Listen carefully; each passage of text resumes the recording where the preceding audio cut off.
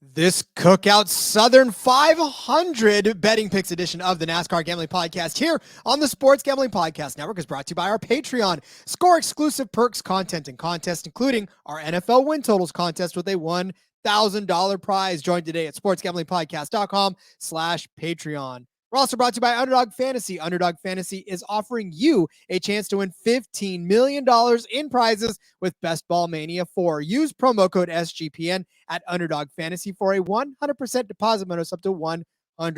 We're also brought to you by DraftKings Sportsbook. Download the app now and use code SGP. New customers can score $200 in bonus bets instantly when they bet just $5 on any college football bet. Only on DraftKings Sportsbook with code SGP. Drivers,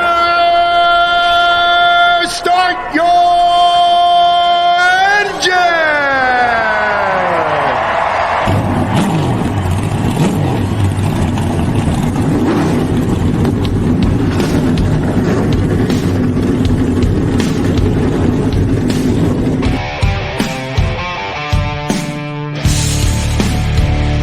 Strap in and pull those belts up tight as the Sports Gambling Podcast Network presents the NASCAR Gambling Podcast.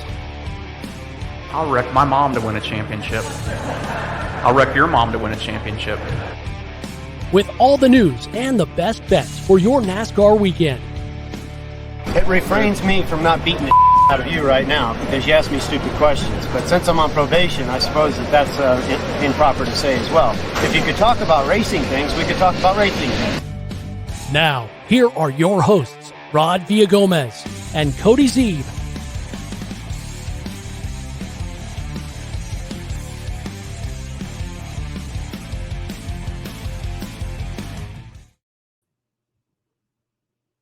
Welcome into another edition of the NASCAR Gambling Podcast here on the Sports Gambling Podcast Network. He, as always, is Cody Zeeb.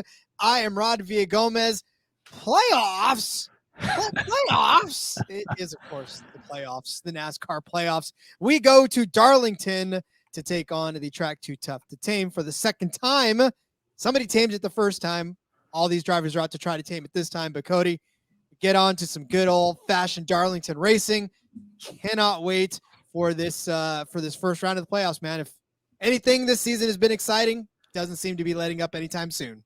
Yeah, that's right. It's playoffs are here. The field is set. We got our 16 drivers. And yeah, there is, again, we talked about this a little bit on the recap, but it's not going to be easy to get through these playoffs.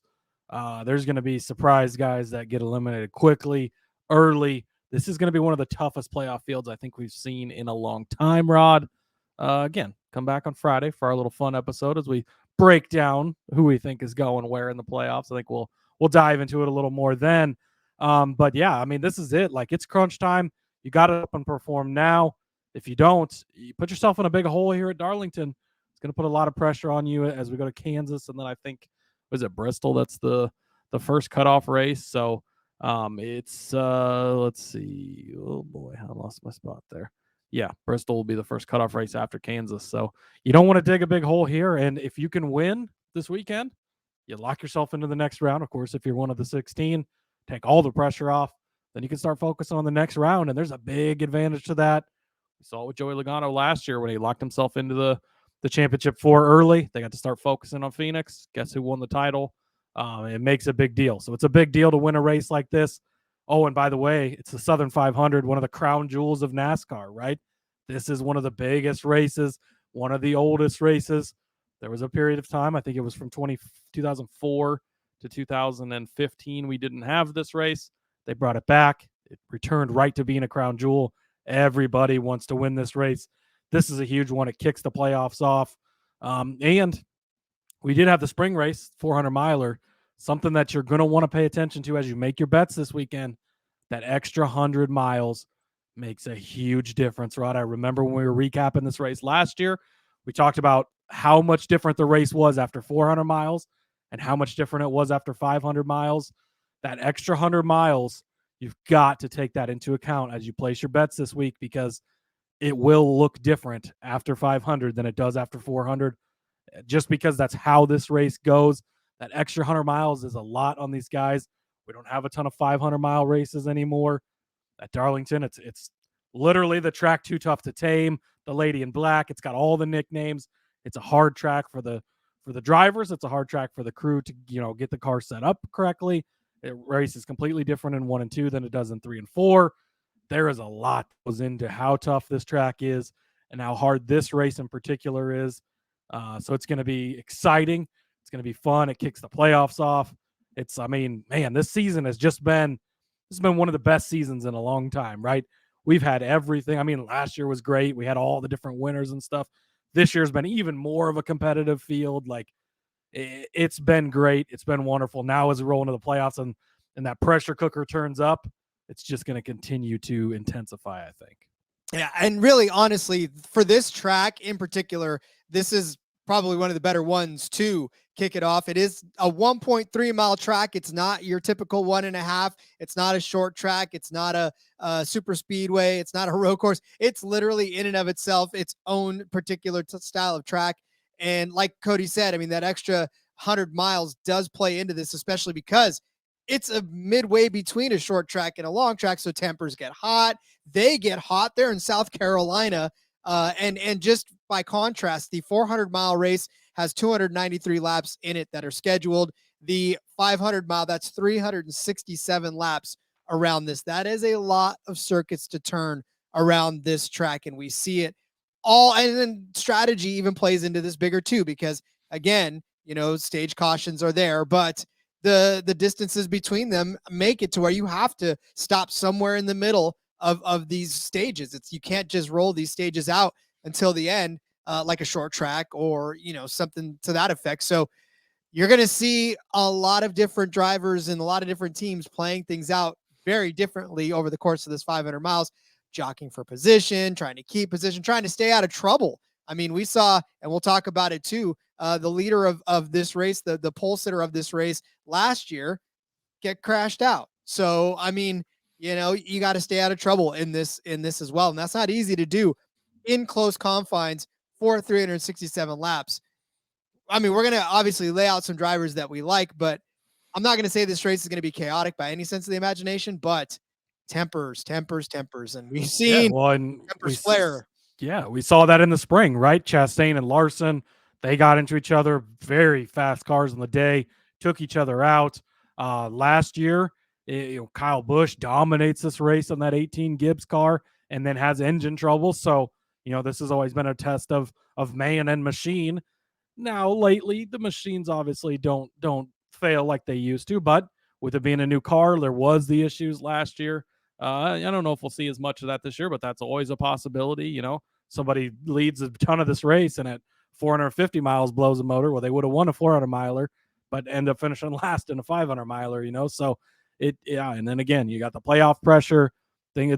There's no more time to fuck around and mess around. We've seen some of these guys won races early and we kind of haven't heard from them lately. Like, you better figure it out now, because otherwise you're going to be eliminated from the playoffs quickly and your season's going to be over in effect. So I think we're in for a good race. The racing on intermediates this year, Rod, has been the best. Like, it has been absolutely incredibly good. That's going to continue this weekend. You're going to have a mistake for your races. Mistakes are going to cost drivers. They're going to cost teams. So you got to show up, be your best for 500 miles, and we'll see who lasts. And then you even have the added element of the fact that there's guys like Chase Elliott out there that aren't in the playoffs, but can still go out there and cause havoc on the day. Now, I don't know that either one of us, and in fact, I've checked the doc, neither one of us are really high on Chase Elliott this week, but we probably should. This is probably the week he wins since all the pressure's off of him. But that's okay. But that's the thing. It's not. And the pressure's not really off of him, as it were. Yeah, the playoff pressure's off of him, but this team wants to win a race. This team wants to be a dominant team, and nothing says I'm still relevant than going into the playoffs, kicking ass during the playoffs, even though you're not a playoff driver. So there's a lot of factors running into this 500-mile race in the South Carolina heat. We, of course, will set up all of our favorite bets as we always do. But I'll tell you right now about DraftKings. College football fans, you ready for week one? DraftKings Sportsbook certainly is, and they're hooking you up with a can't-miss offer to start the season strong. This week, new customers can bet just $5 on any college football game and score $200 in bonus bets instantly. Anything can happen in college football. Your team could go from unranked to dynasty mode in just a couple of years. Looking at you, Fresno State. Change comes fast. The only thing that's a great lock is the great offers from DraftKings Sportsbook. We talked about it already. Army -10 favorites against Louisiana Monroe. I'm locking that in. Army's going to run the ball, pound the ball. They've beaten Monroe quite a bit over the course of the last few years. I think they're going to do it again.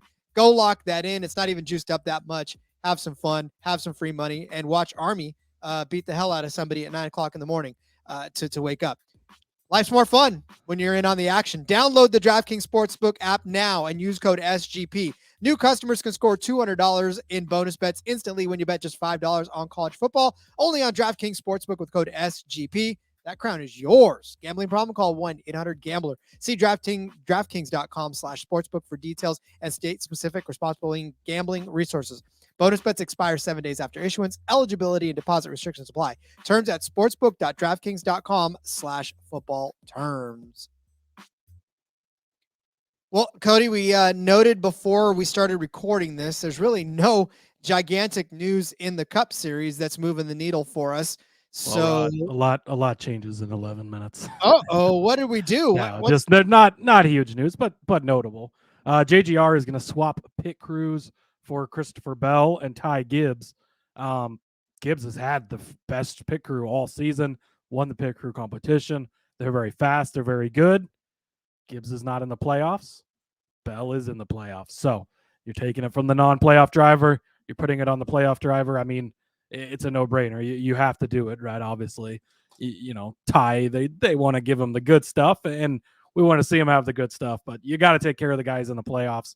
So I think it is a no-brainer to swap the crew chiefs there. So, but otherwise, yeah, there is not really a ton of news. The Majeski suspension for his crew chief, the fine, all that came out. We'll talk about that more on. Well, actually, there's not a Truck Series episode this week, so I guess we could talk about it quickly, Rod. But they did confiscate that tire last week. We talked about that. One tire again, kind of weird, but Majeski's crew chief Joe Shear has been fined $25,000, suspended 4 races due to the violation related to wheel assembly found prior to the truck race at Milwaukee. Majeski and the team each lose 75 points and 5 playoff points. The 75 points don't necessarily mean anything because obviously the points are going to be reset at the end of every round anyways, but the playoff points do mean something. So he's obviously locked into the next round, but he will now be 5 playoff points less than he would have been once that next round starts. And we've seen that 5 points can mean a lot when it comes to winning a championship or not. As far as getting into the Final Four, obviously everything's equal once you're in the Final Four. But yeah, so that's the penalty that came down from there. Did they even say what really they did to that tire? Was there an official? What did they put, like never flat in it just so it would never go down? Like, just says violations related to the wheel assembly. So I don't know. I've not heard more. I mean, I know NASCAR's has started, displaying pieces in the trailer or whatever at the next race. So with the Truck Series not in competition this week, will they display that at Kansas, I guess, next week? Maybe. And so maybe what is that, like severed limbs when people like steal? They're like, don't do this or else this happens. Right. That's I mean, that's pretty much, I guess. But yeah, so interesting. That's so now you're gonna he'll have to go through the entire next round without his crew chief because he'll be suspended for Kansas and then he'll be suspended for all 3, races of the next round, which actually, I mean, the way that the Truck Series breaks down, that is.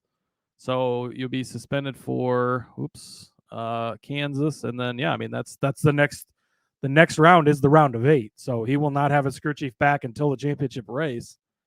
So we'll see what kind of that could be major impact if I mean, obviously we know the crew chiefs are still in contact and they're still in charge just away from the track, but that could potentially, and Talladega is one of the wild cards in there. So if he has a rough time at Bristol and or Homestead, like, we could see him miss the Final Four because of those 5 points he loses and because of not having his crew chief. That could be a massive, massive penalty after, looking back on it after we get through Homestead and set the Final Four, depending on if he makes it or not.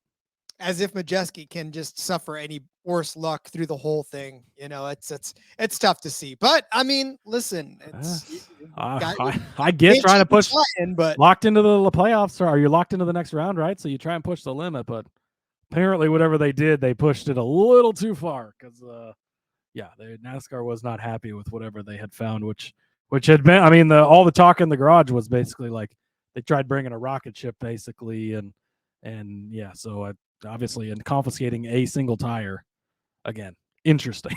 Well, that's what I'm saying. Like, was the rocket in that tire? Right, Like, that's right. Yeah, hiding the nitrous bottle in the tire, Rod. I'm telling you. All right, fine, but you got caught. But yeah, I mean, we'll see the effects of that in a couple of weeks for sure. I don't know if it's going to have too big of an impact on Majeski. Obviously, he's he's a good enough driver to, I think, overcome some of this stuff. But it does suck, man, when you're trying to push and you just push a little too hard. Yeah, we'll see. Entry list for this week. Obviously the Burton and Cindric crew chief swap. We talked about that. They are taking. I don't have it in front of me, but I think it's like the top engineer and a couple other positions are kind of all swapping. So it's like basically a team for team swap when it comes to the head engineers, crew chiefs, or whatever. Different guys like to work with different guys, so that is being done this week. But JJ Yaley is going to be in the 15. Ryan Newman will be in the 51. BJ McLeod's back in the 78. And Carson Hocevar is going to be in the 42 for this week. Again, no announcement on who will be in there the rest of the season, if they're just going to continue to one piece these together.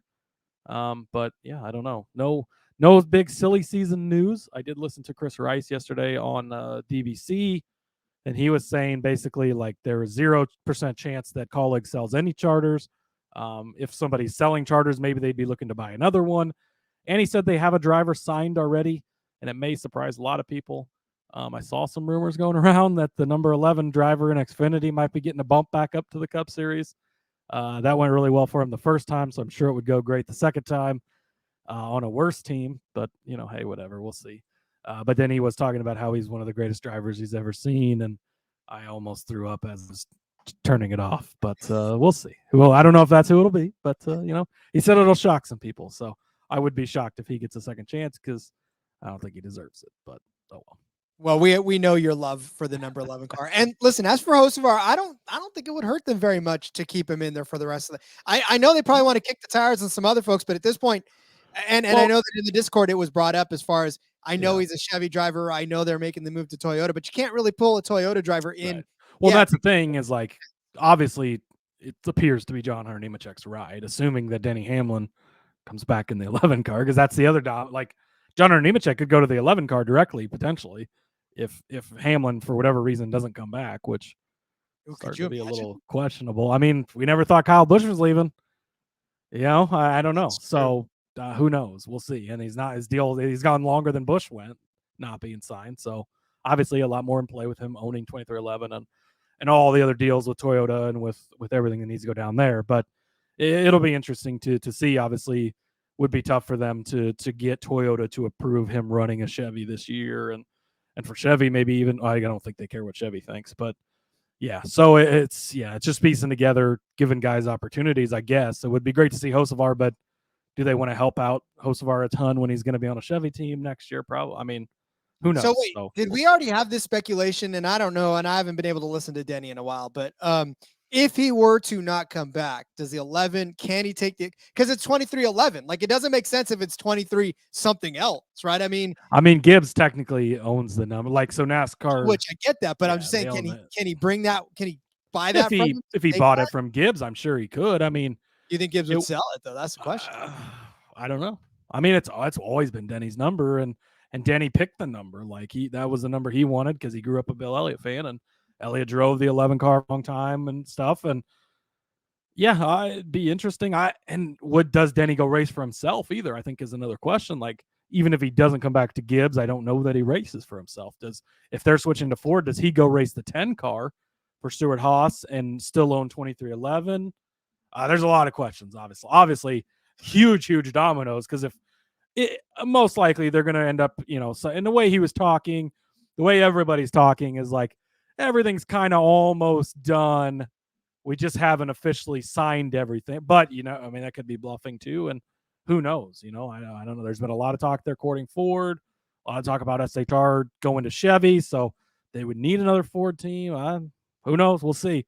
It's going to could be very exciting. It could be really boring, and he's back in the 11 and nothing changes, or it could be, holy shit hits the fan, and there's all kinds of stuff going on. We'll just have to wait and see how it ends up falling. But according to Denny, the driver contract is almost basically in place.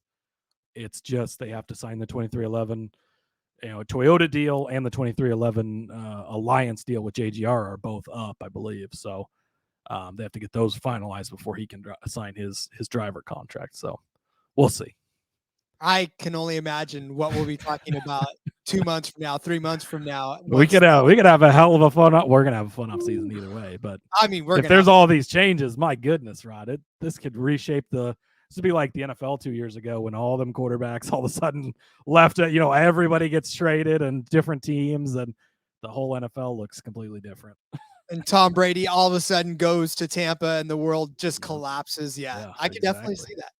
All right, well, I guess it's time. I guess it's time to start setting up some bets for the Cookout Southern 500 from Darlington in South Carolina. But you also know football season here. August is almost over. Time's running out for you to draft your fantasy football team on Underdog Fantasy. Get championship ready for your home league by trying out Best Ball on Underdog Fantasy. All you got to do, one live snake draft. I don't know why that was so hard to say today. No waivers, no trades. Set it, forget it. Underdog does the rest. They don't say it for me, but they'll do all the rest of it anyways. Try it out with Underdog. It's the Best Ball Mania tournament. It's the largest fantasy football contest of all times. $15 million of total prizes up for grabs, including an absurd $3 million going to the winner. I know you have what it takes to win it all. I'm not even going to insult you by asking you. Time is now. Last day to draft your fantasy football team is September 7th. Visit UnderdogFantasy.com or find them in the App Store and sign up with promo code SGPN to get your first deposit doubled up to $100. That's Underdog Fantasy, promo code SGPN. Concerned with your play? Call 1-800-GAMBLER. If you're not in our SGPN Patreon, you need to get part of that now, because I know joining the SGP family was one of the best things that I ever did 3 years ago. A couple of days ago, you guys heard me on the recap show say it was my 3-year anniversary. Now I have hundreds of articles, hundreds of podcast episodes, and hundreds of friends like you guys out there that are listening every single day. Tell you right now, it's the best decision I ever made. So become part of the family. The way you can do it, by joining our Patreon. Sign up now. Get exclusive access to contests, including the NFL Win Totals contest with a $1,000 first place prize. This week's Patreon Pick'em is all week one college football. Patreon's also a great way to get supporting the network and fight back against corporate gambling. Find out how to do this now. sportsgamblingpodcast.com/Patreon. That's sportsgamblingpodcast.com/Patreon. All right, Cody. Yes, it is. Of course, college week one. Make sure you get in there. That Patreon, there is a Discord channel that's just for you guys out there. And that thing is cracking. I'm telling you right now, a lot of stuff going on in there. Yeah, it's hard to keep up with. There's so much going on in there. Yeah. All right. Time to start setting up some bets for this. Again, like we said earlier, 367 laps around this 1.36 mile race track, which gives you a race of 500 miles. 501, actually. Let's not forget. Let's not leave out the 1 mile. 501. That 1 mile could make all the difference, Rob. We know it. That last quarter mile could make all the difference, honestly. How many times have we seen it? That last mile makes all the difference in the world. All right, Rod, a guy that I am very, very big on this weekend, Mr. James Dennis Allen Hamlin. I think that's his name, something like that. It's close enough. I'm going to take him. Top 5 finish, -110. I absolutely love this number. You're not hardly paying any juice.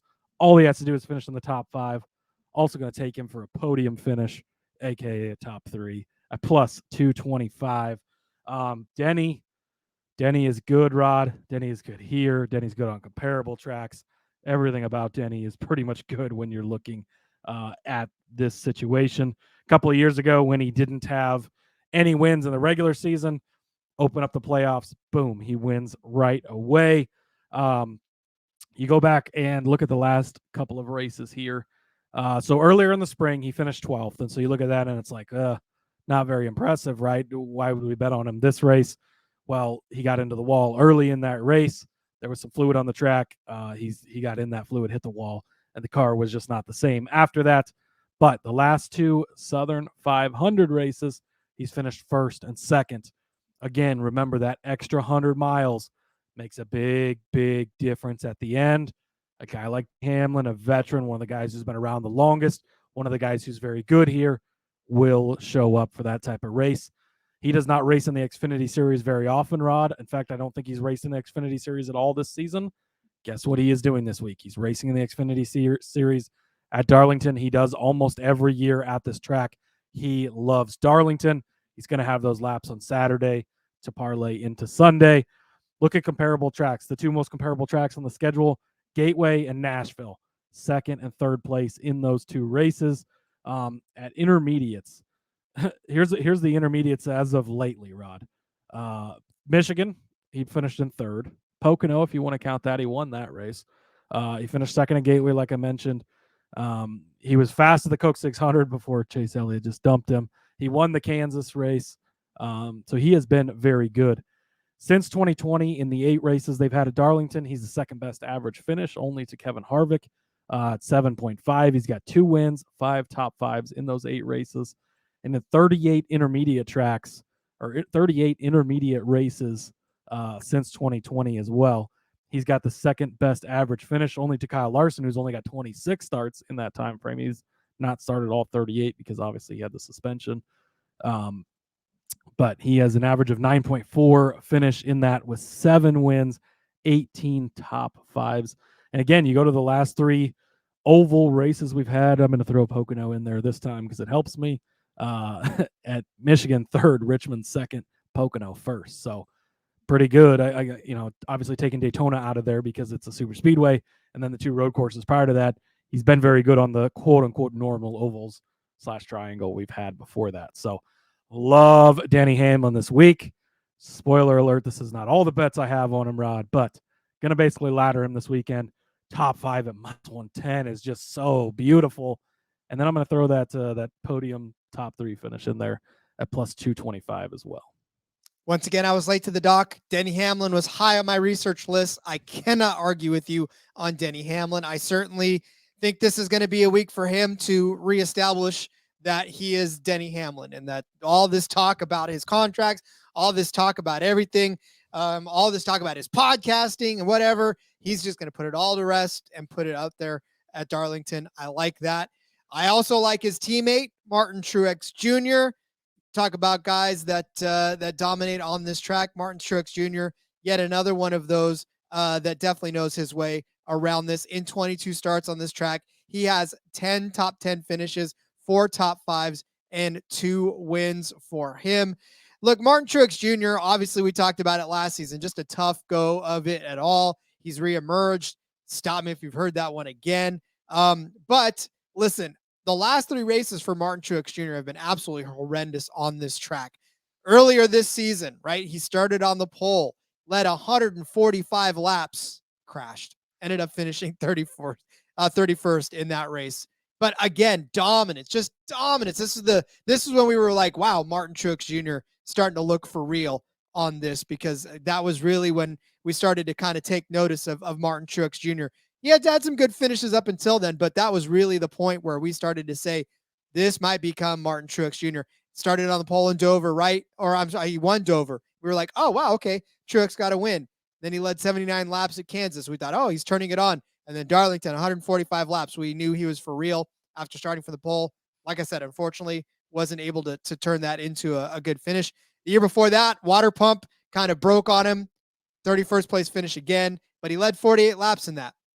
And then the year before that, in the 2022 Southern 500, started 4th, wound up 24th because he got crashed out, but he led 28 laps in that.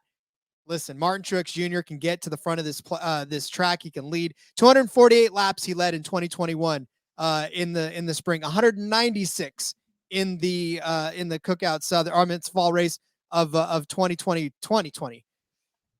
All I'm saying is that Martin Truex Jr. is really damn good on this track. Continues to be fast. Continues to be one of the cars to beat. 38 intermediate track races since February of 2020. He's got a win in that, 11 top 5s, 25 top 10s. I know we're asking him to get into the top 3, but that is a place where Martin Truex Jr. can find himself. You talked about comparable tracks for that being Gateway. He finished 5th at Gateway, not far from a 3rd place finish. Nashville, runner-up, and he led 50 laps in that race as well. So I believe in the resurgence of Martin Truex Jr.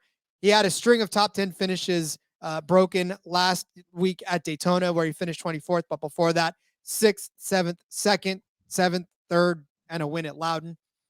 It's Martin Truex Jr., baby. He can do it. Plus, finish, I'll take it. Yeah, I love Martin Truex Jr. He's made us a lot of money this year. And I was looking hard at him. If I wasn't going with Hamlin, Truex would definitely be the next guy I'd be looking at. So I'm glad you've actually found quite a few different ways. Not done talking about Truex. Rod's found a couple of different ways to bet on him, which I like. So I'm glad you're going to be talking about him more. Rod, I am going to go over to the Eric Jones camp. I don't feel great about it because it's Legacy Motor Club and they've not been the best this year, right? But we have seen some flashes, and Eric Jones loves this race. He won this race last year kind of out of nowhere. I mean, Legacy showed speed throughout the year, but I don't think anybody expected him to pop up and win this race. I don't expect him to pop up and win this race, although, I mean, obviously we know he can do it. Circumstances a little different this year, I think, but he is very good at lasting that extra 100 miles, which could be key for him. But I'm going to take him at a top 10 at plus 110. You're going to plus 110 for the guy who won this race last year. All he has to do is finish in the top 10. And then a little tiny sprinkle on him at top 5 at plus 400 as well. Again, I'm not super confident in that one, but I think at 4-1, you'll be upset to not have it based on the fact that he won last year if he does show up and he is good here. So he's got the 9th best average finish of all drivers here since 2020 with a 14.8 average finish. He's got the win from last year, 3 top 5 finishes, 4 top 10s, and 8 races. So in those 8 races, 4 times, half the time, he's finished inside the top 10. Since joining, RPM at the time, Richard Petty Motorsports, now then whatever, Petty GMS after that, and then Legacy Motor Club, whatever the hell they're calling it these days. It's been up and down, right? It's been 18th, 32nd, 25th, and that win last year. So 25th earlier this spring. But before that, when he was with Gibbs, he had finishes of 4th, 5th, 8th, 1st, 8th, and 5th. Like, he has been very good here. That 5th place, actually, the very first start he had here was with Furniture Row when he was in the 77 when they had that second car there. He was 18th at Gateway, so not super great, but not that far out of the top 10, right? It was close. 8th place in Nashville. So that tells me at the comparable tracks, he can get it done. Maybe he's not in the top 10 after 400 miles, Rod, but I think after 500 miles, he's going to find his way into the top 10. Maybe things get crazy. Maybe we have some tempers flare. Maybe some guys take each other out. Maybe some equipment fails over the course of that extra 100 miles. Peaks his head into the top 5 at plus 400. I think you've got to find a way to get in on Eric Jones just because this is his type of track. This is his type of race. And he won here just a year ago. He got it done. Again, I really don't see him winning this week, although you can't say that it couldn't happen. But I think that taking him the top 10 is definitely the way to do it, especially getting plus money. And then I do like the sprinkle on him at the top 5 price as well at 4-1. His outright's 28-1. I don't really like that. I'm not going to take that, but I do think the top 10 is definitely the way to go with the top 5, just in case. I'll tell you that my research took me exactly there as well. Get to the doc, Cody had him. So I will back you on this one because this is another one that I was going to toss in the document as well. And it, for nothing else, because a plus 180 a plus 110 for Eric Jones top 10, especially the books are looking at the same things we are and trying to kind of mitigate everybody jumping on an Eric Jones top 10. The fact that he's only plus 110 for that position should tell you something, especially because these top 10 odds toward the top are absolutely atrocious. Martin Truex Jr. like minus 450 for a top 10. Mm-hmm. It's very awful. Yeah, it's pretty gross. But yes. All right, I will go to I'm not done giving you guys Kevin Harvick. I'm not done. He's not done. I'm not done. This is a track. Update real quick. Oh, Plus 175 for Eric Jones. As a top over 10? over on Bet365. So we're gonna change that. it to that. Damn, plus 175. I love that. I really love better. that bet. Way better. I would have taken it at plus 110, but plus 175, we're definitely taking that. This is why you shop around. Shop around. I better love look it. at his top 5 odds over there too. 175. While we're looking, let's see. Plus 500, even better. We're gonna do as well. So update Eric Jones top 5 plus 170 or no. Top 5 plus 500, top 10 plus 175. Oof. Both those over on Bet365. So again, that's why you shop around. Get better numbers. That's why you shop around. All right, I've got like I said, I've got Kevin Harvick as a top 5 car. Look, and now I'm gonna look because I want to see if his top 5 odds are better on Bet365 because that would make it a lot. I've got it at plus 180 right now. On Caesars, Kevin Harvick top 5 plus 250 on Bet365. Oh, Nelly, I love that. This is why books need to get their odds out sooner so we can do it on the show. All right, so 250 on 365 for a Harvick top 5. If you look at the track details on Darlington Raceway, Kevin Harvick has run 10,232 laps around the Darlington Raceway. Denny Hamlin comes in second at 7,620. Kevin Harvick has led 818 laps around this. It's not the most, but it's definitely way up there. The most is Martin Truex at 914, Kyle Busch at 899, and then Harvick at 818. Those are your lap leaders. But in 31 total races, he's got 3 wins, 14 top 5s, 19 top 10s. That is an astounding rate of top 5s and top 10s for one Kevin Harvick. We have written him off this season so many times because we're wondering where the hell he went. But in a lost season, in his final season on this track, he started 20th, drove his way all the way up to a second place finish, hung around, managed to do what he needed to do, even led 5 laps along the way to finish in second place. Kevin Harvick is a driver that you almost don't need to make cases for on a week-to-week basis, but you probably should because he is that damn good. His average finish in intermediate tracks since February of 2020, 9.8. He had 38 races in that span, 2 wins, 17 top 5s, 26 top 10s. Again, 17 top 5s, 26 top 10s. Kevin Harvick, still good at race car driving. Last week at Daytona, outlasted a pretty crazy race to finish 9th. Not good at Watkins Glen, not good at Indy.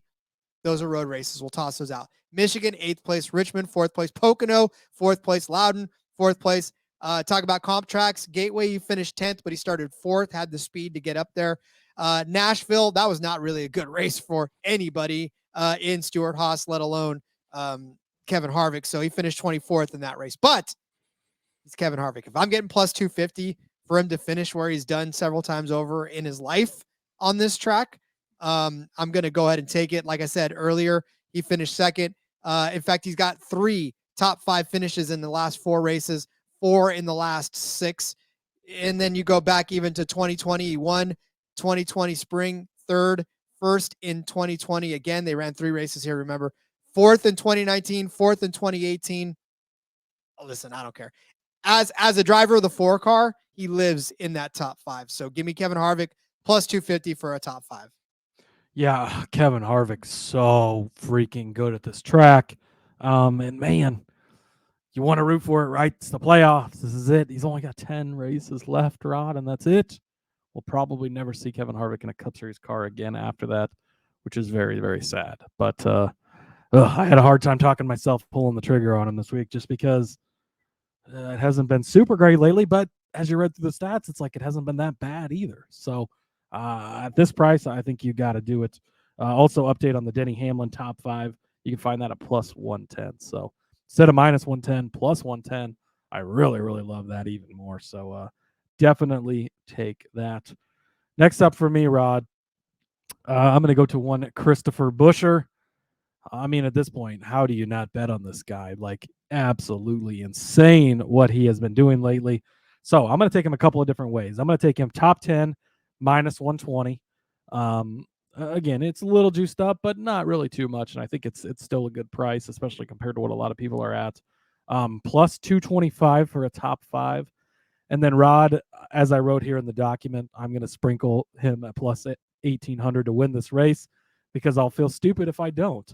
And that really is the case there, because how is the guy who has won 3 straight true oval races in a row plus 1,800 to win the race, Rod? He's won 3 oval races in a row: Daytona, Michigan, and Richmond. 3 in a row. And he's 18 to 1. How do you count a guy like this out at this point? I don't know. So let's look at his season. 18th at Nashville, not the best, right? 12th at Gateway, not even in the top 10. But earlier this season at Darlington, he did finish in 10th place. Now you're going to throw an extra 100 miles. He's becoming one of those grizzled veterans, right? He's the type of guy who can handle that, who can make it that, who can take that extra 100 miles and use it to his advantage, because he knows what he's doing, because he's so good at taking care of his stuff, because he's so good at putting himself in position. The crew chief has been making great calls. We saw it at was it Michigan, where they got ahead of the fuel thing at the end there, and that's what really leapfrogged him into the lead there and held onto it at the end. So you can't take that out. 3 oval races in a row he's won, Rod. It's crazy. But he's been top 10 in 3 of the last 5 races at this track as well. So you got to have Chris Buescher in here. They're in the playoffs. I think that Chris Buescher has a real shot at winning the championship this year. I mean, again, we're going to talk about the playoff scenario and how we see everything going a little more on Friday, but RFK is the best Ford team in the garage right now. Like, sorry, Penske, it's RFK right now. And he's won 3 straight oval races, Rod, and you're getting him at minus 120 just to finish inside the top 10. You can't. And you know, he wins at Richmond, and then everybody's like, oh, he's not going to win at Michigan. And then he comes out and he wins at Michigan, like back to back. What's going to say he doesn't win at Daytona and then wins again here? You got to have something on it. So give me Chris Buescher, top 10 at minus 120, top 5 plus 225. Just in case, we're going to take that 18 to 1 for Chris Buescher to win as well.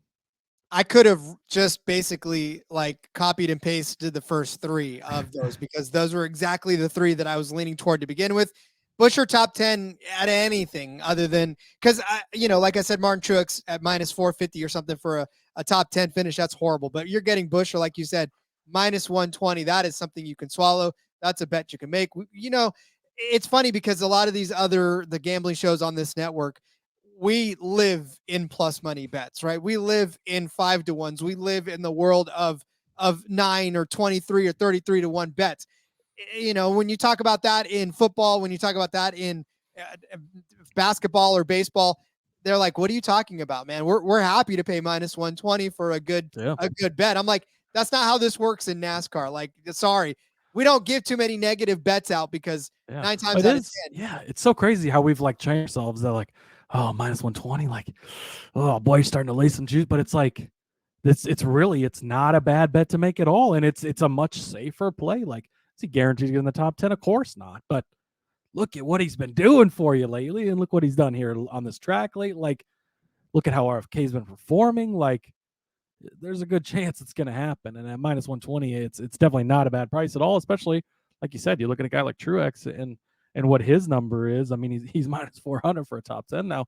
Yeah, it's a lot more possible, but there's still things can go wrong, and he doesn't always finish in the top 10. So, like, yeah, you're getting a good price here. And again, don't overthink it. Don't be afraid to lay a little juice. Like we always say, you only pay the juice if you lose, Rod.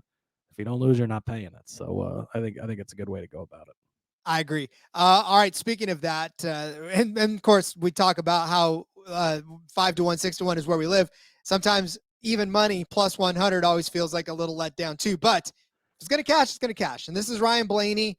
His top 10 odds are at the other side of that breaking point where you're going from negative to positive. And for me, Ryan Blaney, it's a little bit of a stretch to put him as a top 10 car, but I think even money is okay to lay for a guy like Ryan Blaney. He did finish 9th in the spring race on this track. He started 11th. He actually even led 4 laps in there. Now, Blaney has had the bad luck bug hit him so many times. Obviously, we know what happened to him at Daytona last week. He did finish ninth at Watkins Glen. He did finish 13th at Indy. Obviously, those are road courses, really don't play into it, but maybe from a momentum standpoint, we talk about it a little bit. Michigan, 9th, Richmond, 14th. Talk about Nashville, crashed out of Nashville, had a bad day there. But Gateway, he did start 2nd and finish 6th, right? So a top 10 finish on that. He does have a 9th place finish at Darlington. He does have a 3rd place finish at Dover even. So those types of tracks. He has been a top 10 car that just has not had top 10 car luck for the most part. He does have a win on the season, 12 top 10s and 26 starts. His average finish, just about 16th place on the season. So again, this is one of those ones where at the edge of the top 10 odds, and the top 10 odds are difficult to swallow, especially when you start getting into the guys like Hamlin and Truex and Harvick and the guys that they expect to finish, the books do expect to finish. They've got you hamstrung on those ones. You're not going to bet those, and they know that. So you got to find a little bit of the guys on the periphery, roll the dice that maybe Blaney does have another day like he did in the spring where he winds up finishing in 9th place for you. And for Blaney, I mean, they're in the playoffs, so they've got stuff to prove as well. But this is a playoff team that would love nothing more than just to come away from this clean to start. I don't know that they're after a win, but a top 10 finish for them after what they've been through the last few weeks, as far as just the bad luck is concerned, especially last week. I think they'll take a nice clean top 10 finish and just be able to limp this car to the next race and call it good. So I like Blaney at even money to finish as a top 10 car. Yeah, I like this bet, and actually, I'm going to use your bet as an example. It's funny because we think, just on the surface, you kind of look at these and you're like, well, Ryan Blaney's a much safer bet for a top 10 than Chris Buescher is. Like, no offense to Buescher, but like Blaney's from Penske, and he had all the 7 races in a row. Chris Buescher has finished ahead of Ryan Blaney, and so it's like, even though it's a little bit of a price difference, it's not much. It's only 20 points here. Like it is. You got to be careful training your brain, and you have to actually like follow the numbers and look at things. And just on the surface, if you have to pick one, Blaney's not a safe pick, even at plus 100. Like Buescher's actually been the guy who's had the better run of races. Now, I still do like I'm not shitting on Blaney or saying that the bet's bad or anything, because I do like the bet as well. But just as like a kind of looking at it on a surface, like it looks like, oh, Blaney's the much safer bet here, right? But not really been the case here as of late, especially with Buescher having 3 oval wins in a row, right? So, but yeah, I do agree with the Blaney top 10. That being said, I just wanted to kind of go a little more onto the Buescher point. Next up for me, Rod, in the pick crew swap does not change my mind here, but I'm going to take Kyle Busch over Christopher Bell plus 110. Kyle Busch, I'm skeptically big on this week. He's had some races where he showed up, and he's had some races where he hasn't showed up. Well, if you look at the 3 comparable races here, you go to Gateway, Christopher Bell finishes 11th. Kyle Busch led 121 laps in that race and won the race.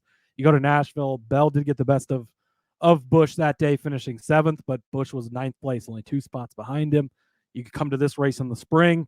Bell finishes in 14th. Kyle Busch was 7th here. And it's been a little rough for Kyle lately at this track. He went through a streak of not so good finishes. So obviously in the spring was his first start here with RCR. And to note, I don't have Reddick's statistics written down, but Reddick has been very good here as well. We've seen a lot of translation for where Reddick was good in the 8 car. Kyle Busch has also been good in the 8 car. So I think that translates well. His one start here in RCR, he finished 7th in the spring. The 3 races prior to that, it's been 30th or worse. It's been really bad for Kyle. But like we talked about last fall, he led 155 laps here. That was right after it got announced he was leaving. That was that stretch of like 4 races in a row where he had a part fail, and we thought they were just giving him tech cars. And no, you don't get any more information since you're leaving us. Like, he led a ton of laps. He looked really good, got the bad finishes. So I'm not going to look too deep into that. Prior to that, though, he had a 3rd place finish in 2021, 2nd and 7th in 2020. He's got 7 top 5 finishes here, 2 wins. Christopher Bell, 14th in the spring. He did finish 5th and 6th in the last 2 races prior to that here. So not bad finishes at all. But prior to that, 11th place was his best finish here. All his other finishes have been worse than that. But I trust Kyle Busch. I think that they obviously we've been talking about him since last November, right? We gave him out 20 to 1 to win the championship. I think that he's going to show up. I think he's going to be prepared. And again, you put that extra 100 miles in there, and you're going to give me the younger Chris Bell, who's been, good and has performed well. But I trust Kyle Busch to go that extra mile or extra 100 miles in this case, a little more for me. So give me Kyle Busch and plus money, Rod. You're getting this matchup with plus money. A lot of gross matchups. Matchups have been just almost disgusting for a while. Like we've not done. I bet if you go back at the beginning of the season, like half of our bets were matchups, and we did pretty well on them. But they've just gotten grosser and grosser. And we talk about it so often. Like they're always within 1 or 2 spots of each other. Like the matchups are so close. You're getting them at minus money. Like we found so much more stuff in the top 10s and so much more value in the top 10s and top 5s. I think this is why both of us kind of have shifted our thoughts over to that more. These head-to-heads are just not always great, but this is one at plus money that I really like with Kyle Busch over Chris Bell plus 110. You will see on my card there are no head-to-heads. I did not want to approach the head-to-head market because, again, like you said, it's the same people over and over again. I'm tired of BJ McLeod versus Chase Briscoe. I will take BJ McLeod this week, especially in a 500-mile race. Like yes, BJ McLeod will beat Chase Briscoe this week. I'm telling you. Give us. Why are you so scared, Books? I don't even want a big number. Give it to me at plus 120. I'll take BJ. I don't care. Like, just offer it to me. Let me take it. Come on. Speaking of big numbers, this is, I think, the biggest one that I've got on the card. Yeah, that's true. I'm going to take Caesars is giving us a parlay of their own that features Kyle Busch, Christopher Buescher, and Bubba Wallace all inside the top 10 at plus 625. Cody has already talked about Busch and Buescher. The Buescher one's kind of the no-brainer for me. I mean, obviously, you just talked about it. He's won the last 3 ovals. There is no hotter team in NASCAR right now than RFK. And just for a simple top 10 finish on a track like Darlington, I can't even, there's just no way that I can argue against that. For Kyle Busch, like you said, he's going to have to lean a lot on his 7th place finish that he had here in the spring, rather. To get him through. But this is a guy who, again, we talk about guys at the top of this list as far as dominance on this track. I mean, it's Kevin Harvick, it's Hamlin, it's Busch, right? I mean, these guys are all, Busch has the 2nd most laps led on this track. Granted, a lot of those, almost all of those, in fact, all of those were in the 18 car. So can't necessarily count that, but he is a damn good driver on this track. You talked about, Cody, Tyler Reddick's stats here. Tyler Reddick didn't have a good year last year or this year in the spring, but his last 2 seasons in the 8 car, a 2nd place finish in the spring of 2022, a 3rd place finish in the fall of 2022. So again, this team does well on this track. So we'll use that to sort of back up Kyle Busch fitting inside the top 10 again on this particular race. I think he finds it. I think this is the first race of the playoffs. Kyle Busch is a good enough driver to rebound and maybe turn it on when the postseason begins. Now, the case needs to be made for Bubba Wallace. This will be the wild card in this one. This is why I think it's at plus 625 because Bubba Wallace is not necessarily a shoo-in for the top 10. However, in the spring, he had speed enough to start in 2nd position and finish in 5th, led 3 laps around this track. For Bubba, it's just been this close of top 10 the last 2 races. Daytona, we know what happened. He started 4th, ended up finishing 12th. Just not necessarily, just shy of that top 10. A little one car going the other way and the other car going the other way. That could have been a top 10 finish for him. But Nashville, top 15, close to a top 10. Gateway can't really count because he crashed out of that one. We didn't get to see it. Dover, just outside of the top 10 on that one. He's 12th place in that. So yeah, again, he's in there. He's close. He's very close most often than not to a top 10 finish. But I will say one thing. He is now a playoff driver. Bubba Wallace is stoked to be in the playoffs. That team is stoked to have both of their cars in the playoffs. You don't think for 1 second they're going to try to give him a top 10 car, cool him down, be able to keep him kind of steady all day long toward the front? again, I think that is the extra push that Bubba needs now to step it up a notch. And I'm not saying he's going to get in the top 5. I don't think he's going to win, but he definitely, I think a top 10 finish is well within the realm of possibility for Bubba Wallace. So if we think Buescher's going to have a top 10, I think Busch can have a top 10. I think Bubba can have a top 10. All three of those together get you 6.25 to 1. I'll take that. Yeah, I absolutely love this bet, especially at this number. I think Busch is easily a top 10 car. I don't think that'll be a question. I think that Buescher's a top 10 car. I just made the case. And I think that obviously, like you said, Bubba is the one kind of wild card in there, but look at how good he's been at Kansas, at some of these other intermediates. He's shown up. He's had speed. They're ready to go. He's in the playoffs. All that you could just see the weight lifted off his shoulders. He's going to be driving with there's no pressure now.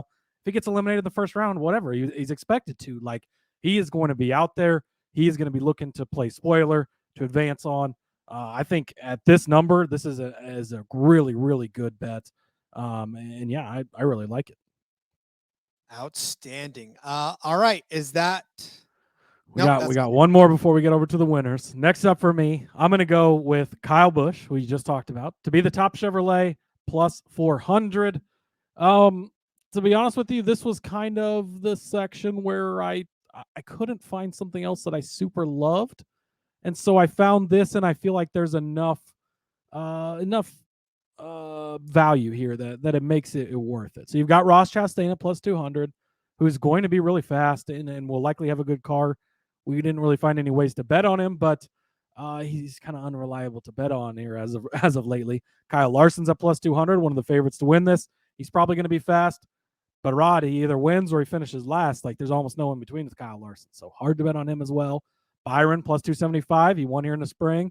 So those are going to be the guys that really challenge Busch, and then Busch is the fourth favorite here at 4-1. Then it drops off to Chase Elliott. Sure, he could pop up. He could have a great race. His overall Darlington hasn't been that great. He's not been good at the comparable tracks either. So I'm not, and then it drops off to Eric Jones. I made a case for him, but likely not going to be the top Chevrolet. Bowman, Suarez, like, you're kind of starting to get a little farther out there at that point. So Chastain, Larson, and Byron it's almost like you're putting him into a group here with these guys and giving them to me at 4-1. Now he still has to beat the other Chevrolets, but likely it's going to be up there. I talked about him earlier, how much I love him. Spoiler alert, I'm going to talk about him more here in a little bit. I think at 4-1, he's been so good here, and it's playoff time, 2-time champion. Like, he's going to show up. They're going to be ready. He's been good at this track. He's going to be good this weekend.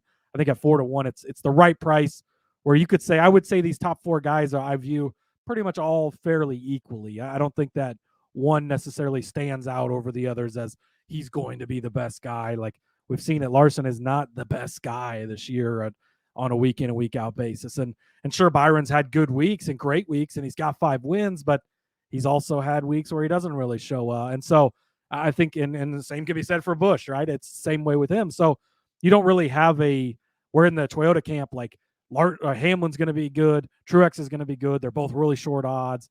Even a Reddick could jump up and take that from him. Bell might be pretty decent too. Like, a lot harder there.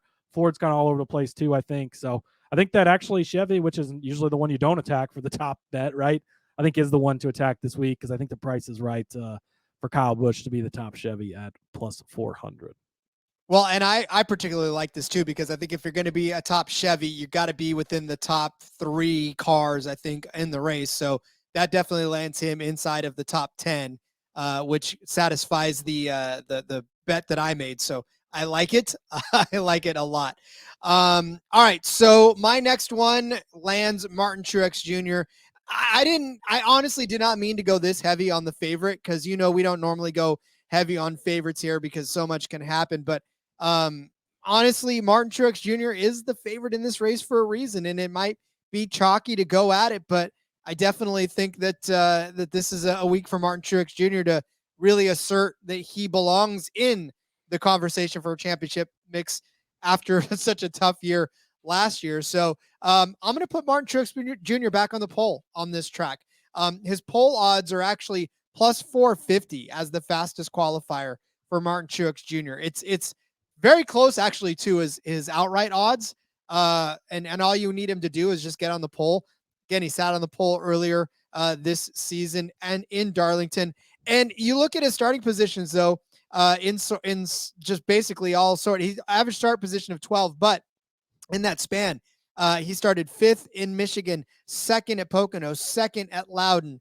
You talk about Nashville. He started 6th at Nashville. He started 5th at Gateway. So he started near the front. He's had the speed to be in that final qualifying group each and every week. He has the speed to make a run at the pole. And again, if this is a track in which he's gotten the pole before, they got the notes, they've got everything that they needed for that race. They're bringing it here, going to set that car up pretty much the same way that they set it up in the spring. Now, granted, 500 miles of the race, which is a little difficult, but if all you're asking him to do is throw down some fast qualifying laps, I think Martin Truex Jr.'s got the book deep enough to do that. I do, like I said, at plus 450, I don't normally throw a lot of pole bets out there, but I think he can repeat on the pole on this track, and I like that number to do it. Yeah, zero argument from me here. I think it's a good bet. You're getting a good number. All he has to do is come out and lay down the fastest lap. You don't have to worry about 500 miles and does he make it and does somebody wreck him or something go wrong. Just has to go out there, put down the fastest lap once he makes it to the top 10, which he's almost certain to do. And you get a plus 450. I think it's a great bet. Outstanding. All right. Well, all that's left is to pick some winners. We'll do that. Hang tight. We're going to introduce you to one of our favorite shows on the network. Hey, everybody. If you play fantasy football, especially in auction leagues, or you're a whiskey fan. Yes, exactly. Check out the Sports Gambling Podcast Fantasy Football Channel show, Old Fashioned Football. Coming to you every Tuesday morning, give us a listen. We'll bring you the latest fantasy football data, including The injury report, studs and duds, waiver wire targets, and suggested fab. market movers. After all, we are the Marks. He is my hubby. And she's J Mark's wifey. And we're bringing all this to you while drinking an old fashioned and giving you our honest review of a different whiskey every week. All that and more. Hop on over, give us a listen, come for the football, stay for the whiskey. This ad's almost done. Going once, going twice. Sold. Someone will be doing burnouts at the end of this 500 miles. They'll be cooking the tires in this Cookout Southern 500. Cody, who do we think will be cooking them tires down? All right, Rod. Well, favorites as far as it goes is Truex, Larson, Hamlin, Byron, Reddick, Chastain. Those are kind of your top guys. Denny Hamlin for me, I've talked about him a ton already. 8-1. Again, like it really came down to him and Truex for me. Truex is closer to the 500 range. So I thought I'm going to take a little bit more value. I think these guys are equal. And I just love Denny Hamlin at this track. Man, I love what he's done lately. Again, you look at the comparables. 2nd place at Gateway, 3rd place at Nashville. And then just on intermediates this year, he's been so freaking good. He won at Kansas. He won at Pocono, 3rd place at Michigan. He's had some really, really good finishes, some really good runs. You throw in that extra 100 miles at the end there. We've seen him run down guys at the end of these races, right? Kansas, he comes on late. He passes Kyle Larson on the light, uses the arrow to his advantage. Larson makes the mistake, passes him on the last lap to take the win. Pocono moved him a little bit, but he ran him down at the end, put himself in position. Now you're going to give him that extra 100 miles to catch someone and beat him. Maybe he's not leading the whole night, but I think he can be up there at the end. I think at 8-1, Denny Hamlin is just too good to pass up on. Kyle Busch, another guy I've talked about, Rod, 12-1. Caesars also has a boost. You can get Kyle Busch and Max Verstappen at plus 1,500. Max Verstappen, if he can beat the curse of Monza, because I think it's been 3 years in a row where the previous winner has wrecked out the following season. We'll talk about that more on the F1 Gambling Podcast. But as you know, Max, I'm sure, let's see, how many minus is he this week, Rod? He's minus 400. So if that gives you any idea of the chances, he set the record this past week, 9 Grand Prix wins in a row. That is, I believe that was the new record, right? That broke the tie. So he is the all-time leader. And there's nothing slowing him down, nothing stopping him. We'll also talk about this on the show. I'm sure he might win by an entire lap this week, actually. It's highly possible. So that's almost a give me, and then that pushes your KFB number up to plus 1,500. I think you bet it both ways just in case Max doesn't win. But I think you're getting those 3 extra points is almost a give me using the parlay, the boost that Caesars is giving you. Love Kyle Busch this week. And Brad Keselowski, Rod. It's been Chris Buescher. It's been Chris Buescher. It's been Chris Buescher. it's Brad's time. I talked about it earlier. Denny hadn't won all season. They get to the playoffs. Boom. Denny gets the win. Here we go. This is Brad's time to shine. Brad can get it done at this track. He's been top 6 in the last 5 true oval races in a row. Again, throwing Pocono out, taking the road courses out of there. Top 6 at 5 races in a row, Rod. Different sizes, different speeds. He's been there time and time again. The comparable tracks, 11th at Nashville, 28th at Gateway, hasn't been great, but he finished 4th place here in the spring. You're going to tell me he was 4th, gets that extra 100 miles to use that veteran advantage, catch that person, make the strategy call, whatever it is. We know this 6 team loves to gamble. They're going to take their shots. They're going to try and get a win. Brad is due. Everybody was on him big last week at Daytona. We laid off of him there. He might get it done this week at Darlington. I'm feeling it at 16-1 with our friends at DraftKings. I think that he is a good pick. He's also finished top 7 in 3 of the last 4 races here. So he's been doing well at this track. He's got 6 top 5 finishes, 10 top 10s, has a win here. And he's dominated some of these races in the past. Led 196 laps in a race, led 80 laps back in 2020. So he's had some very, very good races here. I think that this might be the time. They're the top Ford team in the garage right now. I think that you look at what Buescher's done, right? You can't put it past RFK to win anywhere now at this point. And Keselowski, you can't put it past him either. He's a former champion, got a lot of wins to his name. He's been so close. He probably being one of the best super speedway drivers in the series. If it wasn't Chris Buescher in front of him, he would have won last week because he would have pushed him and made the move at the right time. Since it was Buescher, stayed behind him. His win's coming, and I think it might be this week at 16-1. Yeah, and again for Keselowski, it's that whole thing where he's getting ready to just kind of give this to the next generation. Yeah, he's still a race car driver. Yeah, he still wants to win, but I think he's very happy. You know, when you're a parent, you've done all the cool shit that you've ever done in your life, and you just kind of pass it off to your kids it's their turn to do it. Kind of feels like what Keselowski's doing right now. He's like, you know what? I've been to the top of the mountain. Let me help you get there so you can have some fun with it as well. And why not? I mean, especially if you own the car as well. So I like that pick. I love your Denny Hamlin pick. That was going to be my winner pick as well. I definitely think that this is a Denny Hamlin week. I think he comes out, asserts himself, says, I am still one of the better drivers. I will put that to rest. So love Denny Hamlin, but I do think that there is a little bit of value in Truex, even though he is the favorite. 5-1 is still a pretty decent price for the favorite, especially here on this track. I would think that if you wanted to devalue the favorite, you would put him at 350, 325, but Truex is still at 5-1 to win this race, at least on Caesars.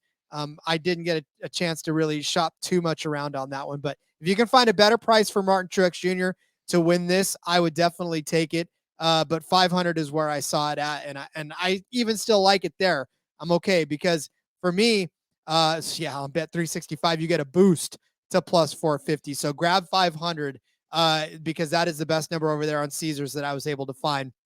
Anything under that, that's what I'm saying. When you start to get into the 400s, the 300, 375s, whatever it is that's lower than 5-1, then you start to sort of value yourself out of this pick. But, Martin Truex Jr. is a proud driver as well. He wasn't very thrilled with how Daytona went. I'm sure he would have loved to have won. I'm sure he would have loved to have been in the mix last week instead of finishing 24th. So, for him breaking that string of top 10 finishes since Loudon, he's going to get back there. He's got 3 wins already, right? I mean, and this has been a rough patch for him. I say that because he finished 24th. One race, rough patch. I'll take that from a guy. He's on a red hot streak, right? We already talked about everything he's done. 5th at Gateway, 2nd at Nashville. It's just looking to me like this is an opportunity for Martin Truex Jr. on a track where he's been so clean, so good, were it not for the last couple of seasons. But I think this is a rebound spot for him. I think he can find his way back up. I think he's going to shake off that spring performance. He's going to start from the pole. He may, lose a few spots here and there, but I think he's going to end up finishing at least toward the front. And if he does that, he's got a very good shot at winning. So 5-1 is still good value. If you can find anything better definitely grab it, but don't go too far below that 500 mark because that's taking a little bit too much of a risk for me. Yeah, he's as low as 425 on some books. Our friends at DraftKings have him at 5-1, so definitely use our promo, get over there and get in on them. But yeah, I again, going into the research and going into it, it was going to be Truex or Hamlin. For me, I was going to pick one. I like the Hamlin number because it was a little bigger. Had you got to the dog first and taken Hamlin, I would have taken Truex. So I like the pick as well. And even for the favorite at 5-1, like he's proven he's going to be there. He's proven he's had a very, very good season. He might even be my pick to win the championship. We'll see what I decide by Friday, Rod. But he's not a bad bet by any means, and you're still getting at a good number. So I do like that. Yeah, again, it's the whole mindset, right? I mean, we look at 5-1 and we're like, oh, those are kind of short. But in any other sport, 5-1 is like, yeah, definitely grab that because that's a hell of a number. So, all right, get out your pen and paper. We are going to go over our picks for this Cookout Southern 500 from Darlington. The track Too Tough to Tame. The lady in black, Cody Zeeb, started you out with Denny Hamlin as a top 5 car at plus 110, and then to finish on the podium at plus 225. I gave you Martin Truex Jr. to finish on the podium at plus 150. Cody gave you Eric Jones as the top 10 car at plus 175. Make sure you grab that on Bet365. And then a top 5 car at plus 500, also on Bet365. I gave you Harvick as a top 5 car. You can grab that one on Bet365 and make sure you do. That is the better number out there. Cody gave you Chris Buescher as a top 10 car at minus 120. And then a top 5 car at plus 225. And then, because if Chris Buescher wins and Cody doesn't have something on him, he's going to just absolutely cry. So sprinkle something on his 18-1 to win, just so you're not sad when it doesn't or when it happens and you don't have it. Hold that ticket high if you do. I have Ryan Blaney as a top 10 car at even money, plus 100. Cody has Kyle Busch over Christopher Bell at plus 110 over on Superbook. I'm giving you Caesar's built-in parlay of Kurt Busch. Kurt Busch could probably do it too. Kyle Busch, Bubba Wallace, and Chris Buescher all finishing as top 10 cars at plus 625. Cody's giving you Busch as the top Chevy at 4-1 on Bet364. That's a sister book of Bet365. And then I'm giving you Martin Truex as the fastest qualifying car at plus 450. Cody gave you Denny Hamlin at 8-1 on Superbook. Busch at 12-1 on DK, and Brad Keselowski 16-1 on DK to win the race. And then there's a Caesars boost that gives you Verstappen and Kyle Busch to win at 15-1. And then I said, go ahead and eat the chalk a little bit. Take Martin Truex Jr. Don't go too heavy because, there's certainly tons that could happen, but got to lay something on him just in case he does come out, get the pole, and end up winning this race. We always preach to shop around, Rod. Bet364. Tune into the F1 Gambling Podcast. We're going to have a bet from Bet366 probably. You got to shop around and get the best price, I'm telling you. I love it. Well, I'm looking for more books. If you start a book and you want me to read from it, please tell me because, yeah, that's pretty funny. There you go. All right, Cody. That's it. And that's the Cookout 365. Right. The Cookout 500. That's right. Southern 500 Crown Jewel. A lot of guys want to win this race because it is one of the prestigious races. It is the Crown Jewel. And yeah, I think we got a very solid card. Going to be another good week. Again, rebound a little bit from Daytona Chaos. We talked about that all in the recap. Go back and listen to that. I think we're in for a big week, and I'm pretty excited, Rod. You can follow me on X at Husker_Zeeb. You can find all my work over there. Got a ton of stuff out.